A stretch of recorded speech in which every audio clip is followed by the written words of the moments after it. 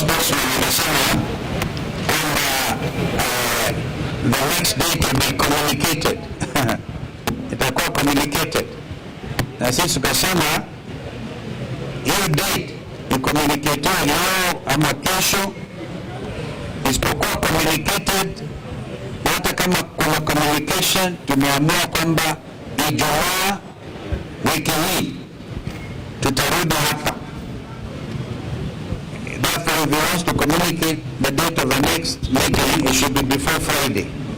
Ikifanyika before Friday, tutakuja hapa.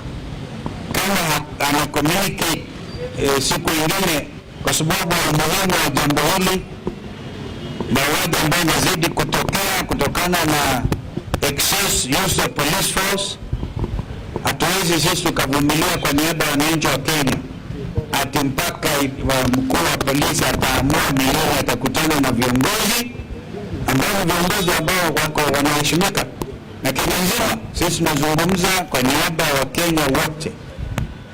Kwa hivyo hiyo ndio ambayo tumeamua, na tunarudi hapa Friday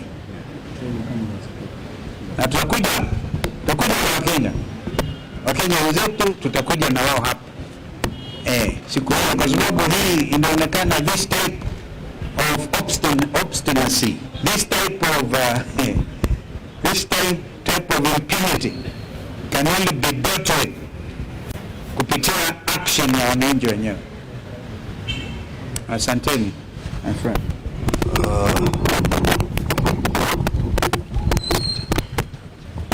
Ndugu Kalonzo Musyoka ameongea Kiswahili sanifu sana. Niruhusu niongee kwa Kimombo, sababu the matter we are following up is a matter of human rights abuse, violation of civil liberties by the Kenya police, and as you know, matters of human rights are really international matters, so we'd like this to be picked not just from the local point, but also from the international level. We were here on 30th of last month, and we were 7 party leaders representing other party leaders in the one-term movement.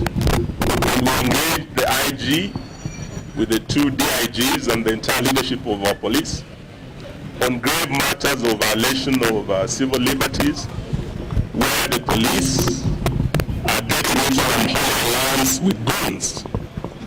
And what we have in place is a new phenomenon that's threatening our democracy and our national security, that instead of having a government that's accountable to the people, that respects human rights, we have a government where guns and government officers work hand in hand. There are instances where there are clear violation of human rights, particularly targeting His Excellency Rigathi Gachagua, the second Deputy President, and we have over 22 different incidences where the police and goons had attacked him and attacked all of us who were with him in various locations across the country. And the IG undertook that by today, the 16th, when we return here, we'll have a full report on action taken and remedial measures put in place to address the serious concerns that the entire leadership of the opposition had raised. We are here today, and the IG is not here. Not even DIG Langat is here. Not even DIG Masengeli is here. They're all taken off. We believe this is because of orders from above, where they have been told not to engage us. But this is an issue of accountability, so we are not going to relent. We have said we'll be back here again on Friday, and when we come, we expect none other than IG Kanja himself to be here to address the concerns we have raised. If he does not appear, we will still keep coming here every week until we hold accountable all those officers who have perpetrated these gross violations of human rights. Of greater concern is that since we are here, the police have continued doing what they said they would not do. IG Kanja himself undertook before all of us that he will make sure critical that the police will not be used with guns to disrupt meetings of the opposition or to injure any Kenyans. We know that soon after we left, the second deputy president, who is also the DCP party leader, went to Nyandarua. And as he was crossing into Naivasha to hold a rally at a place called Kinamba, again the police were used to erect roadblocks to block him from crossing from Nyandarua County into Nakuru County under the orders of you know who. Yesterday,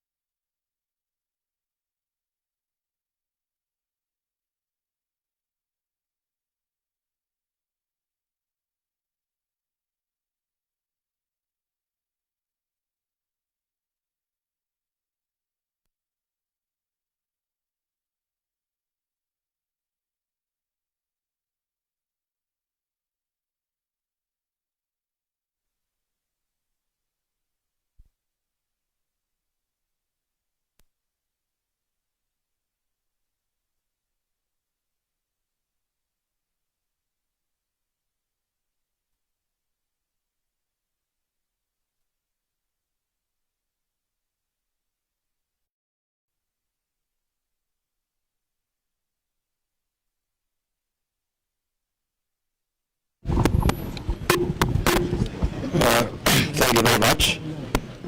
As you have been told, we are here to see the IG.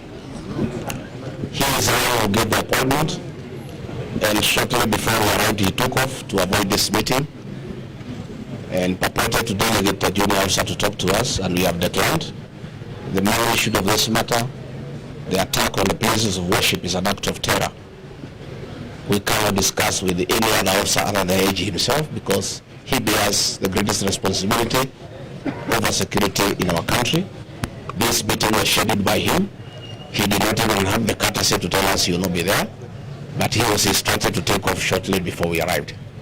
We have information from inside the police service that these investigations are complete.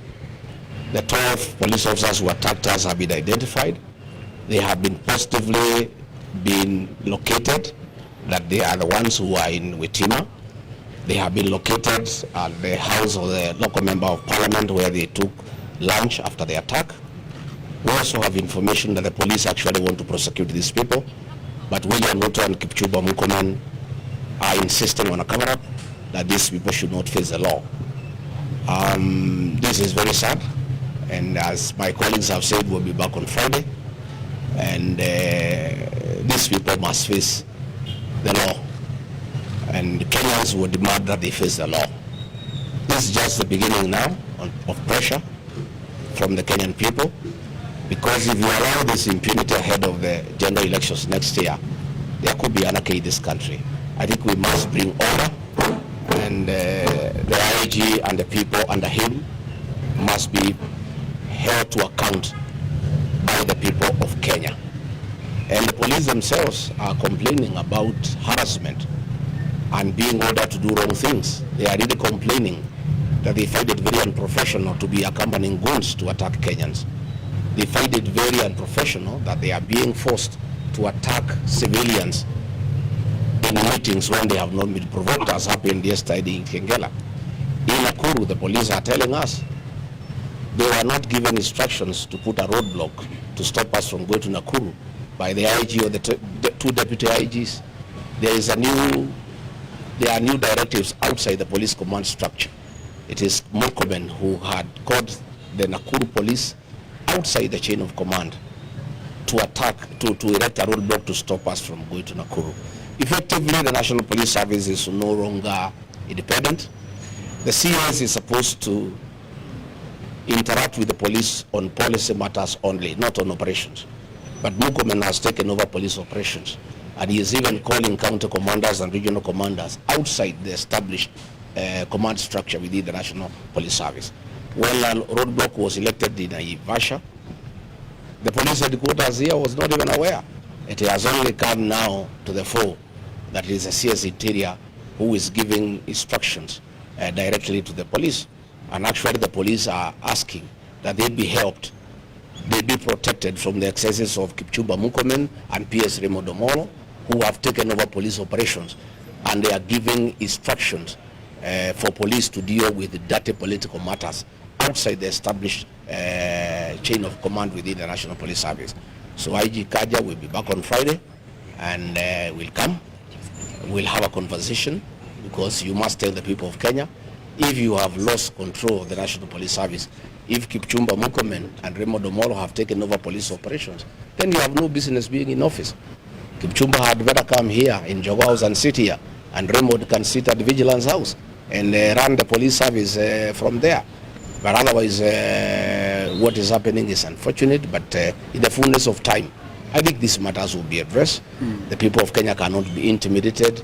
The people of Kenya have a right, constitutional right, to assemble, to associate, to choose whatever political formation they want, and it cannot be the police who are charged with the responsibility of maintaining law and order are the ones that are breaking the law.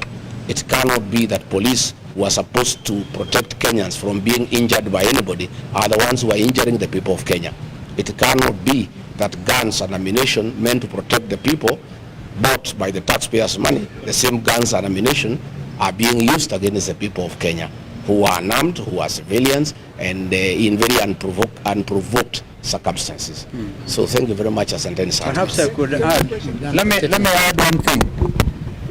You recall that a letter was issued on behalf of all of us in the United Alternative Government by our sister Mother Karua on our behalf. And it does, basically, if you look at the wording of that letter, it makes reference to the fact that we shall escalate this matter beyond our borders, because as Mheshimiwa Eugene said, these are matters to do with human rights, and human rights are universal. The International Criminal Court is still in place, and the persons bearing the highest responsibility are the people who are addressed in that letter. So we are not joking. It's not a matter that William Ruto can sit pretty and pretend to brush or sweep under the table. It cannot go away. There's no way that the killings will continue in this country since the Gen Z revolution. That is the basic issue. We're combining all of that from 2023, 2024, and what is happening, including what happened yesterday in Kitengela. We're escalating it. Thank you. Just one question. Yeah, what question? This is in regards to the United Opposition agenda, in regards to integrity for keeping the flag bearer. No. That one allows not to deal with that now. Tafadhali. This is a critical matter.